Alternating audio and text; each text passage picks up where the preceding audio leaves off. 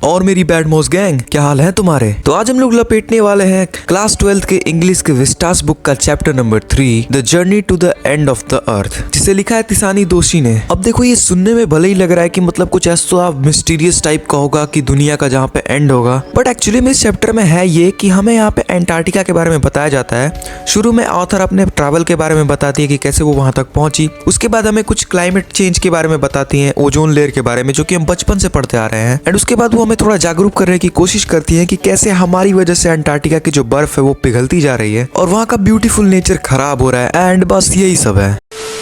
तो कहानी की शुरुआत में हमें तिशानी दोषी बताती हैं कि वो 100 किलोमीटर ट्रैवल करके, कार, प्लेन, शिप, तीनों चीज से ट्रैवल करके फाइनली अपने जो डेस्टिनेशन है यानी कि अंटार्कटिका के पास पहुंच चुकी होती हैं। अब ये जो ट्रिप होती है इनकी अंटार्कटिका की, ये इनकी अकेले की नहीं होती, ये एक स्टूडेंट ग्रुप के साथ गई होती हैं अंटार्कटिका को एक्सप्लोर करने और जानने की मतलब इस मिस्टीरियस प्लेस में आखिर है क्या। क्योंकि अंटार्कटिका में कोई भी प्रजाति नहीं रहती, ना जानवर रहते हैं ना इंसान। कुछ टाइप के जानवर रहते हैं जैसे सील वगैरह हो गए। और तभी हमें ऑथर एक इंटरेस्टिंग चीज बताती है कि दुनिया में जितनी भी बर्फ है उसका 90% अंटार्कटिका में है, यानी कि जितनी भी दुनिया में और जगहों पे बर्फ है वो सिर्फ 10% है। अब ऑथर अंटार्कटिका के अंदर 2 हफ्ते यानी कि 14 दिन तक रहती हैं, वहाँ एक्सप्लोर करती हैं, नई नई चीजें देखती हैं। एंड उसके बाद हमें ऑथर बताने लगती है अंटार्कटिका के इतिहास के बारे में। वो बताती है कि कैसे 650 मिलियन ईयर्स पहले अंटार्कटिका के अंदर एक बहुत ही बड़ा लैंड मास हुआ करता था, यानी जो उस टाइम पर एग्जिस्ट करता था जब इंसान नहीं आए थे धरती पे।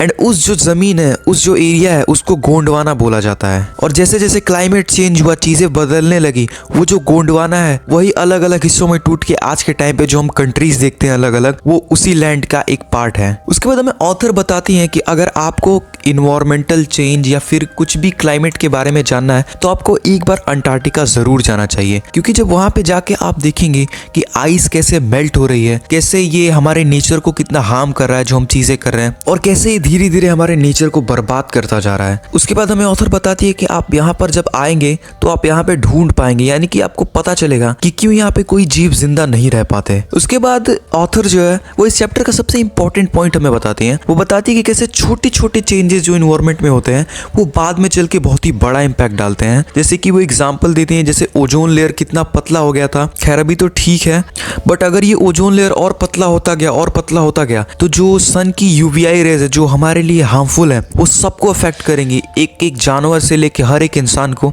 एंड ये कितना बुरा प्रभाव डाल सकती है सबके ऊपर, इसके बारे में हम बचपन से पढ़ते आ रहे हैं। उसके बाद वो बताती है कि जो हम लोग फ्यूल का यूज करते हैं उसकी वजह से कितना बैड इंपैक्ट पड़ता है अंटार्कटिका के ऊपर। एंड कहीं ना कहीं वहाँ की जो बर्फ पिघल रही है यानी कि जो मेल्ट हो रही है उसके पीछे हमारा कितना बड़ा हाथ है, यानी कि हम जो चीजें कर रहे हैं वो कितना बड़ा कारण है वहाँ के खूबसूरती को बर्बाद करने के लिए। उसके बाद फाइनली हमारी स्टोरी जो एंड होती है, वहाँ पे जो ऑथर है वो कुछ सील्स को देख रही होती है जो कि बर्फ के ऊपर निकली हुई होती है। एंड वो उन्हें देखते हुए काफी खुश हो रही होती है, बट अंदर ही अंदर वो सोच रही होती है कि क्या ये जो ब्यूटीफुल चीज जो मैं अपनी आंखों से देख रही हूँ ये ऐसे ही बरकरार रहेगा या फिर हम लोग धीरे धीरे बर्बादी की तरफ बढ़ रहे हैं, यानी कि इसे बर्बाद करने की तरफ। काफी छोटा सा चैप्टर था और इसमें ज्यादा कुछ है नहीं, बस तुम्हें global warming, ozone layer and कैसे बर्फ पिघल रही है, इस सब चीजों के बारे में, इन्वायरमेंटल फैक्टर्स के बारे में बताया गया है।